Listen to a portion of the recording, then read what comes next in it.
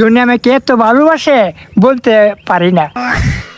সবাই কইতাছে দাদা কল দিতে পারো না দাদা, তোমরা কি এদিকে আইলে কি আপ্যায়ন করি না? 100 বার করো করো। হ্যাঁ দাদা এদিকে আইলে দাদার কই দোকানটা একদম ফ্রি, দাদা যা মনে আছে তা খাইবো, তোর মাথা নষ্ট, ঠিক আছে একদম ফ্রি। কারণ দাদা নাও 100 টাকা তুমি খরচ করবা, তুই ব্যাক করে ব্যাক কর। নাও 100 টাকা তুমি খরচ করবা। এটা নাচিনের পক্ষ থেকে। তোমার নাম নাকি?